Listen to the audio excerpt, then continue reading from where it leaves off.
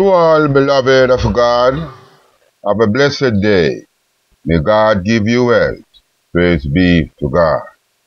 Let the wrath of Jah commence. Let judgment pronounce on Babylon. Let the wrath of God pour judgment on Babylon.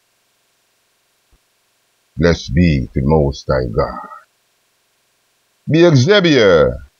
Let you read it that you hulu, Tina Yestilin, Igzee'abihier, Yemisken. Igzee'abihier kuta yenisi. Prevedini Babyloni leyo yuni. Igzee'abihier kuta beloni leya fevedini yefasisi. Ye, prevedi wesani behetsani la yuni. Blessed be to the Most High God, Rastafari.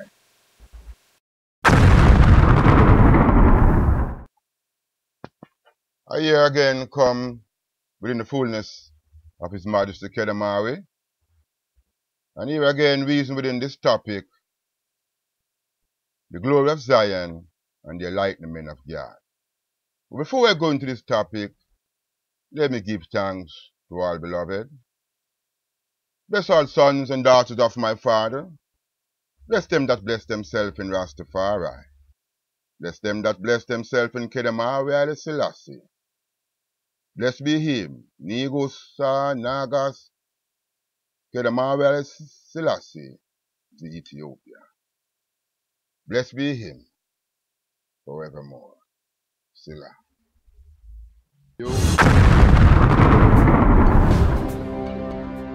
Powerful, and it's the perfect image of the fullness of the Trinity own self.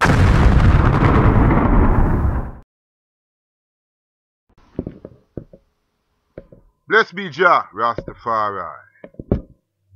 Hear me again, discuss the fundamental of the glory of Zion and the enlightenment of God. Great is the salvation flowing from the fountain of Zion, as it which waters the vineyard inspired by Igzee'abihier and his son, the Christ Lamb, the Christ King, the Christ Priest, who dwelleth among I and I. The Kebra Nagast speak louder concerning the heart of Zion, and it gives inspiration that all the lives of the fold of Igzee'abihier accepted the understanding of such mystery of the Godhead.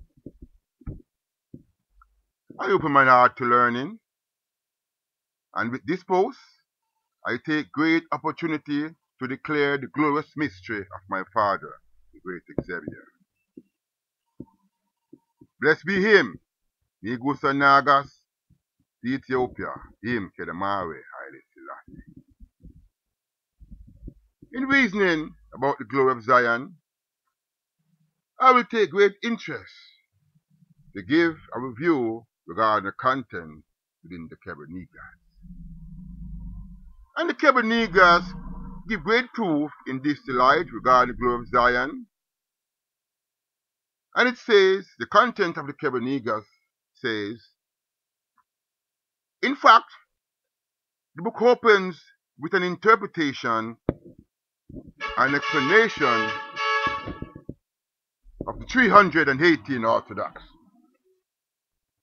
Concerning, the books open with an interpretation and explanation of the 318 Orthodox fathers concerning the Trinity of Father, and the statement that the Trinity lived in Zion, the tabernacle of the law of God. The tabernacle which God made in the fortress of his holiness before he made anything else. The Kebra Nagast speak of the Trinity which agreed to make man in God's image. The Son did agree to put on flesh of Adam after Adam had sinned. And in this he put on the flesh so as to retrieve mankind to the fold of Igzee'abihier. In making man, the believers also explain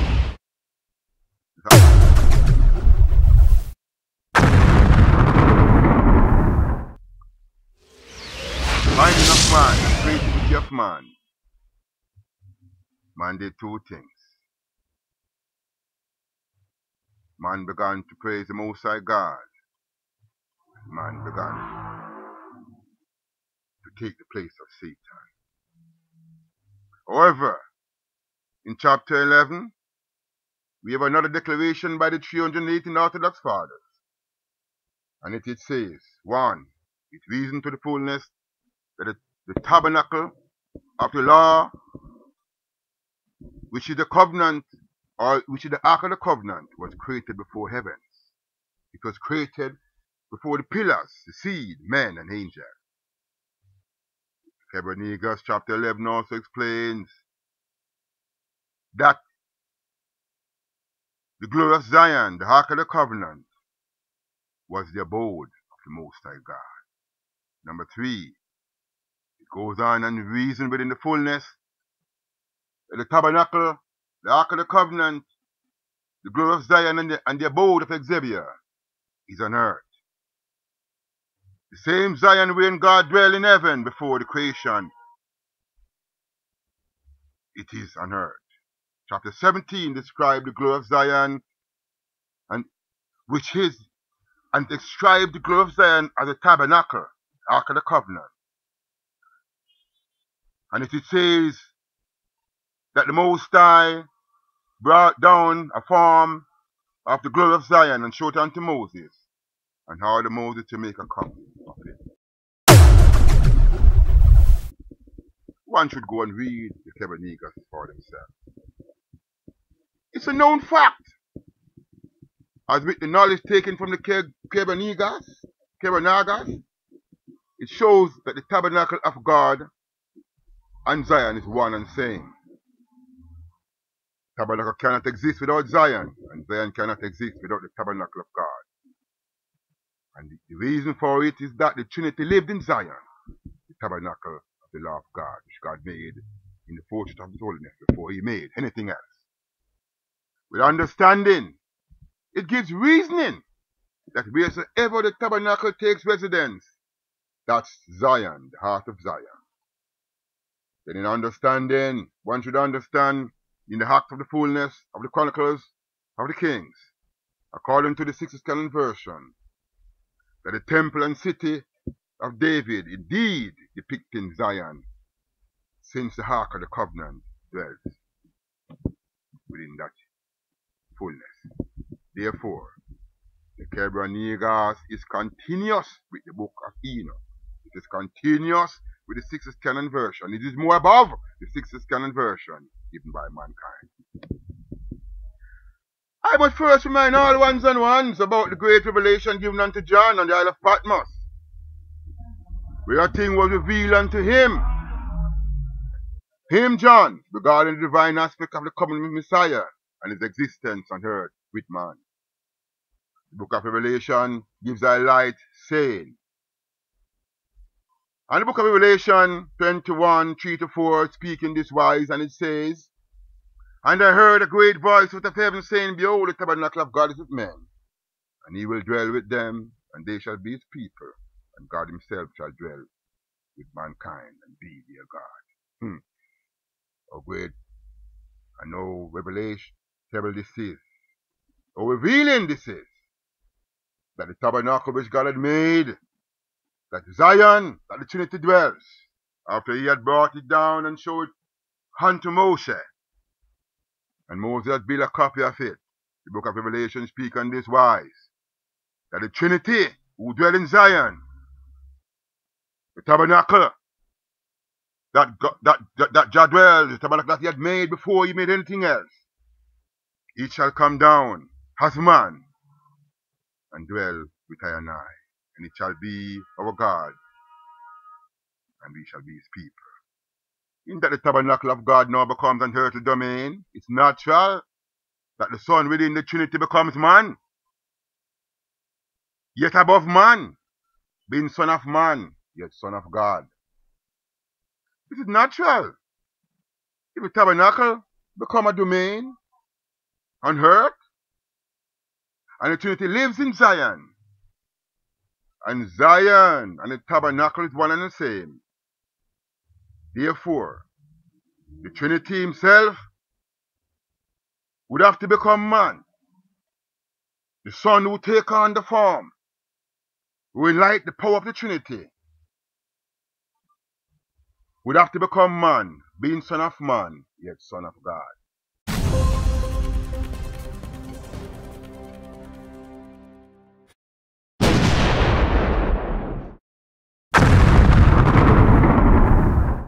The natural that the sixth conversion reason on this wise, and behold, as Jesus had proved himself on the platform of subtitle.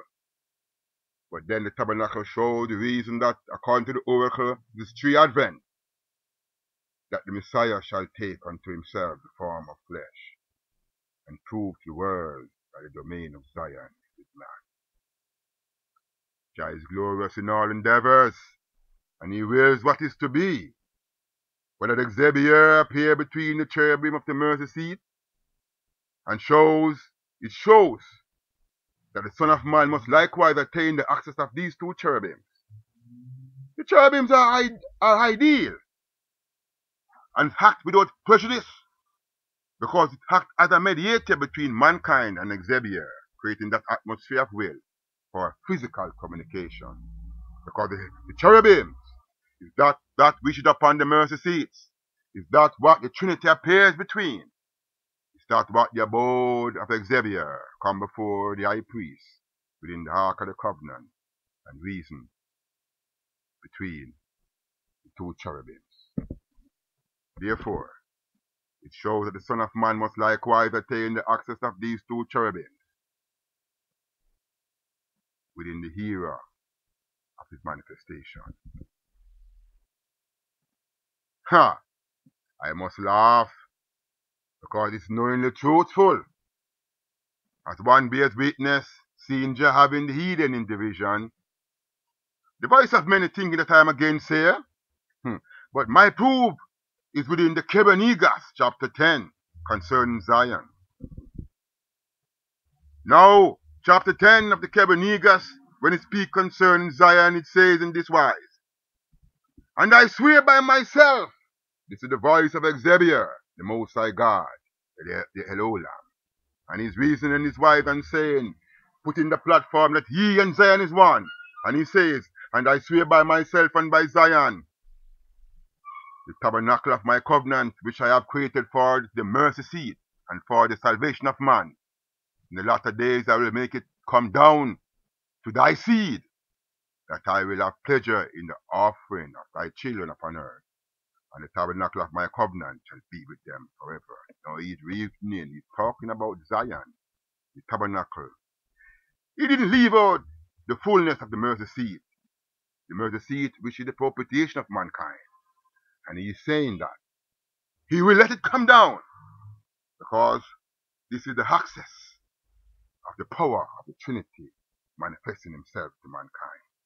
And likewise, when Moses went in the ark of the covenant, when he went in the holiest of holies, he has to go and confront the cherubims, and there he meets with Most High God. I hear the voice of contrary souls bellowing unto Selassie and Hazazel, and so they do, saying that I know it not, nor does my fellow brethren know. But my sheep know my voice, says Rastafari, and they will follow wheresoever Igzee'abihier leads. But I am of the affirmation, and so do all elect, that we are not unaware of the evil that beset around us by the powers of darkness, and the children of evil Selassie and Hazazel, they who take the fullness and the divinity of the Almighty God, and the Son Jesus, the Son Qedamawi Selassie, and him who shall reveal himself as HAILE. They take it into their own form, doing likewise to their own issue that evil Selassie and Hazazel did, and disrespect the fullness of the Christ King, the Christ Lamb, and the Christ Priest.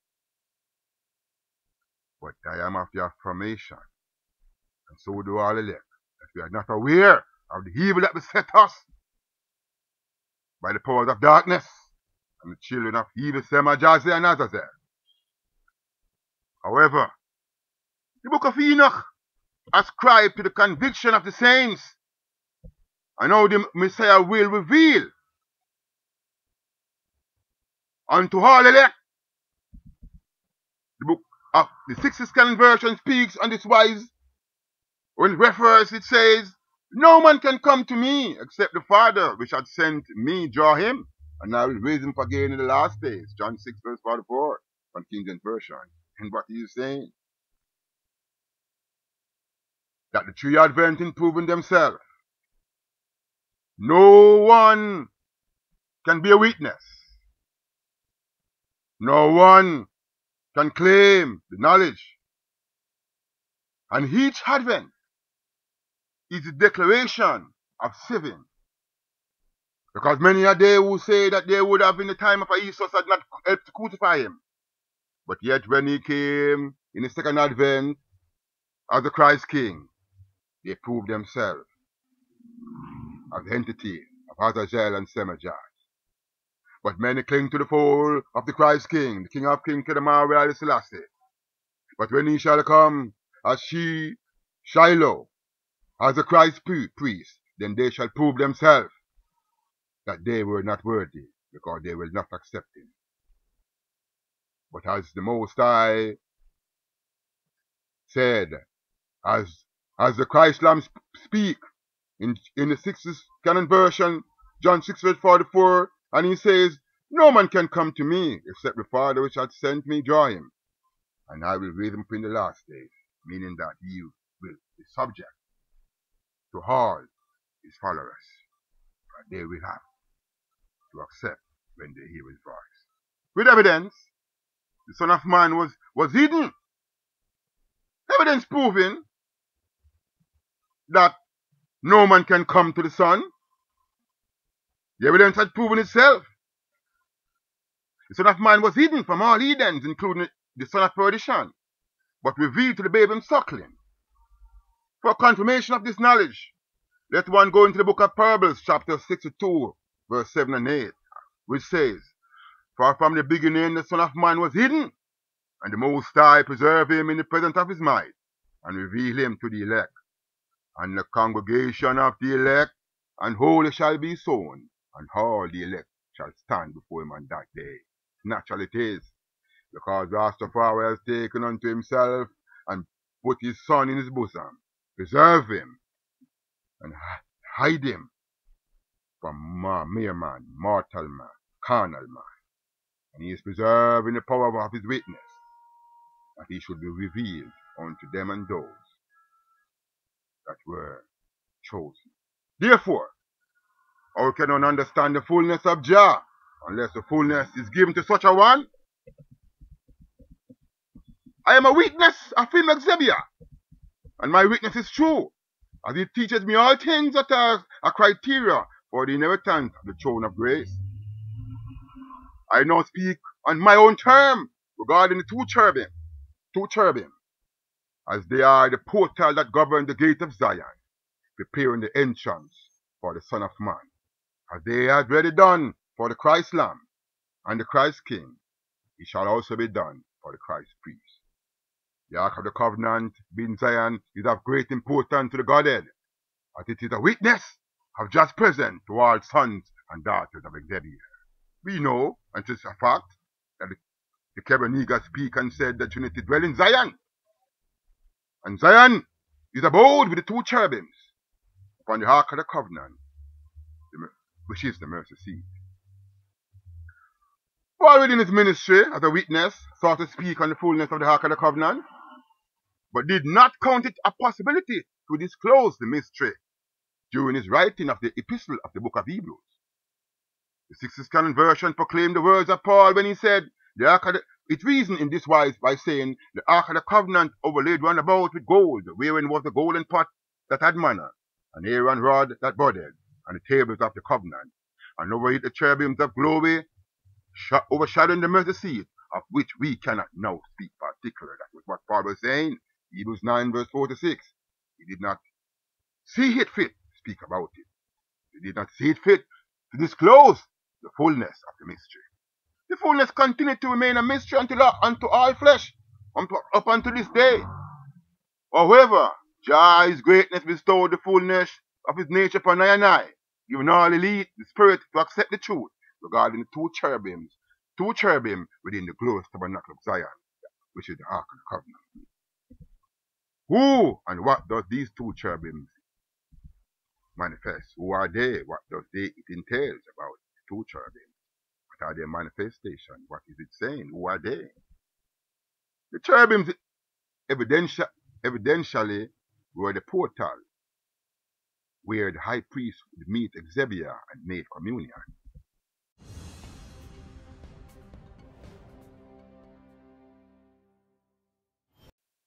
The book of Exodus reads as follows, in speaking about the cherubim. It says, the Most High God said to Moses when he ordered him to make it, he said, and there I will meet with thee, and I will commune with thee from above the mercy seat, from between the two cherubims which are upon the Ark of the Covenant. Of all these things I will give thee in commandment unto the children of Israel. Exodus 25 verse 32. Firstly, I remind you of the transfiguration of the Messiah Jesus Christ, who before him stood Moses and Elijah at the time. Matthew 17:12 and 13.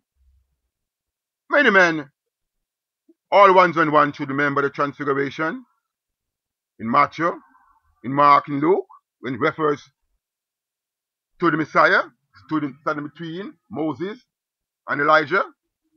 All one should understand the fullness. How Jesus explained about Elias. The transfiguration is a fullness of the cherubims. These two cherubs. It explains the fullness of the cherubs. Is it the access? Is the portal? It is the ideal of the Trinity.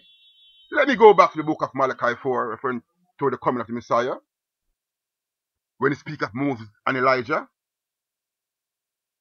In referring to Elijah, the book of Malachi says, behold, I will send you Elijah the prophet before the coming of the great and dreadful day of Igzee'abihier, the dreadful day of the Messiah, the dreadful day of the Christ Lamb, the Christ King, and the Christ Priest. And he shall turn the heart of the fathers to the children, and the heart of the children to their fathers. Then I come and smite the earth with a curse. So therefore judge protecting the blessing bestowed upon Abraham, his people, the elect. There's no question that Elijah must first return to gather the elect, which is the promise of manifestation in all three advents, and as follows. Elijah, he came before the Christ Lamb, Jesus. Elijah again came before the Christ King, Selassie. Elijah again will come before Shiloh, the Christ priest, Moshe. It is the cherubim and the mercy seats that were present during the great glory of the transfiguration of Jesus Christ. It is the cherubim that were mentioned in the book of Zechariah 4:11-14, when it says, then answered I and said unto him, what are these two olive trees upon the right side of the candlestick and upon the left side thereof? Then said he unto me, these are the two anointed ones that stood by the Lord of the whole earth. These are also the two cherubims. These are the accent point of Zion. These are the gateway of Zion, the gateway of the Trinity. I give another reminder that the hour of revelation of truth also gives representation that Elijah should first manifest himself before the final advent of the Messiah. The final advent, the third advent, the high advent of Shiloh. We then look forward for the understanding within the books of the canon version, which says, and I will give power unto my two witnesses, and they shall prophesy 1,203 score days in sackcloth. These are the two olive trees and the two candlesticks stand before the Lord of the whole earth. There again, Revelation 11:3 and 4 make reference to the anointed ones, the two candlesticks, the two cherubims, the two olive trees. These are the full manifestation of the cherubim. They are they who seated within the heart of Zion. They are the gateway for the mysticism of the Trinity. Blessed be Jah Rastafari. If there are any doubt, then one should read the Kebra Nagast 114 concerning the return of Zion. and it will explain the fullness to all once and one. It's also written in your law. Now, in the book of John 17:18, it speaks saying, it's also written in your law that the testimony of two men is true. But I am one that bear witness of myself, and the Father that sent me bear witness of me. It is then natural that the advent of the Messiah shall be a witness of himself, manifesting to the children of the sons and daughters of the Great Igzee'abihier, and proving the power and glory of his triumph against the children of Hazazel and Semajah. I argue with no man, or do I intend to? As Rastafari sheep know his voice, and they will follow where Jah leads. In this I stretch my hand to Igzee'abihier for strength and protection from the fold of evil men and their contemptuous devices that are straightened in Semajah and Hazazel. Igzee'abihier Kuta Yenasi.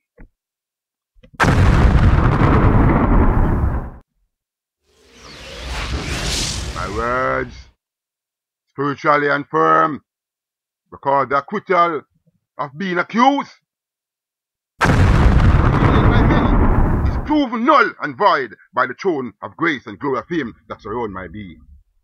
I speak truth regarding the appearance of the forerunner Elijah, who in his last advent will come gathering the elect for the Son of Man, the return of him, Qedamawi, HAILE Selassie. Now the return of Qedamawi, HAILE Selassie is the Christ priest, who is Shiloh, who is to him the God of the people be. However, then who is this forerunner that shall come and gather? I reason with sound understanding of him Igzee'abihier, Lord of Lords and King of Kings, the great Elohim, that give his blessing to all sons of God, and no less. Jacob, the father of Israel, seek to do the same in blessing the seed of Israel, before his duty was ended among earthly acquaintance of mankind. Jacob, giving great effort to establish the glory that shall be bestowed on Israel within the last days, called unto his son, and said, Gather yourself together, my son, that I may tell you what which shall befall you in the last days. Gather yourself together, and hear ye sons of Jacob, unto Israel your father. Now, Jacob is gathering Israel, wherein he shall bless them, showing the fullness of the blessing, manifestation within time of their harder. Now of Judah he speaks, thou art him whom thy brethren shall praise, thy hand shall be in the neck of thy enemies, thy father's children shall bow down before thee. Judah the lion well from the prey, my son, thou art gone up. He stooped down, he crouched the lion, and an old lion, who shall rouse him up? The scepter shall not depart from Judah, nor a law give it from between its feet. Unto Shiloh come, and unto him Shiloh is the gathering of the people be. Blessed be Jah, and blessed be the fullness of this blessing from Jacob to Judah. The fundamental of Judah blessing is known to be true, and profoundly exhibiting the manifestation of him, the Lion of Judah, Qedamawi, HAILE Selassie. We ask no question. We see the fullness, the manifestation, the factual, that the blessing of Judah was upright and true. But after the blessing was bestowed on Judah, which all the lights give confirmation, we see now that Jacob called his son GAD and says, GAD, a troop shall overcome him, but he shall overcome at last. Genesis 49, verse 19. The word GAD means good fortune, but Jacob at that time connected with the root word GADAD, meaning to gather in truth, thus giving his son the name GAD, which indicate that he shall gather the troops and the elect of Jah. Moses, no, one must remember that he said in the last days, last advent. But Moses in prophetic analysis before his death says, Blessed be he that enlargeth GAD. He dwelleth as a lion, and teared arms with the crown of the head. And he provided the first part for himself, because there is in a portion of the lawgiver was he seated. And he came with the heads of the people. He executed the justice of the Lord and the judgment with Israel. Deuteronomy 33, 20, 21. Moses was prophetic in blessing the GAD. No, God is enlarging it. God is proud but he dwelt as a lion. But nevertheless, he provided the first part for himself. He take his blessing in a proportion of the law was given unto him, meaning that he was accounted worthy to commit judgment, to make what is wrong right in the sight. However, he was just a forerunner, and he thus only come to gather the people, pointing them to the greater who is to come. But naturally it is, who is this one? The prophet GAD? Who is he? At the forerunner of the third advent, I see the prophet GAD man from the 12th tribe of Israel, given status of understanding the concept of divine oracle and the things that will create the understanding of the blessing to the throne of grace. With such understanding, he clothed the 12th tribe of Israel with the motto of Zion.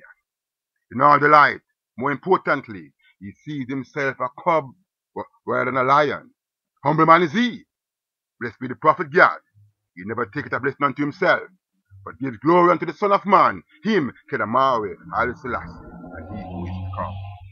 Unto the 12th tribe of Israel at home and abroad, I call unto all ones and ones to unite and emerge from slumber. Get up, you mighty race, and break the sleep and slumber. Let Israel rejoice in her Maker. Let her take comfort in the grace of him, and Jesus Christ us. Lift up your head, O ye gates, and let the King of glory come in. Who is this King of glory? Rastafari. Him, son of Qedamawi, HAILE Selassie, strong and mighty. Blessed be all son and daughter of my Father. Blessed be them that bless themselves in Rastafari. Bless them that bless themselves in Qedamawi, HAILE Selassie. He, Negusa, Ityopiya. Israel, the tribe of Israel. Rise from slumber. Awake and see the great one who is to come. Remove the veil from thy face. Rise and rejoice. Open the gates of the tribe of Israel and begin again the greatness of thy ministry. Awake from sleep and slumber, the tribe of Israel. Remove from thy face the guilt and doubts, and hear the greatness of him, King of Kings. Search an heart and gather thyself together and rejoice. Remove thy face from the weakening of terror. Seek Jah. Seek Jah. Let Jah arise, let all his enemies be scattered. And as I ask the 12th tribe of Israel to open up thy hearts and seek Jah. Blessed be God man, the forerunner of the final advent. Blessed be his name forever. Igzee'abihier let the reader that Shehuhulo. Tina Yestilin Igzee'abihier Yemisken. I say let your judgment pronounce on Babylon. Feredidi Yehuni Babyloni Lahi. I also speak about the wrath. Igzee'abihier Kuta Benoloni Lahi Feredini Yafasisi. Let the wrath of God pour judgment on Babylon. Blessed be him, Qedamawi, HAILE Selassie. Blessed be him forevermore. We give him thanks for his greatness. We give him thanks for his fullness. Jah Rastafari will reveal all things unto I and I. Blessed be his name forevermore.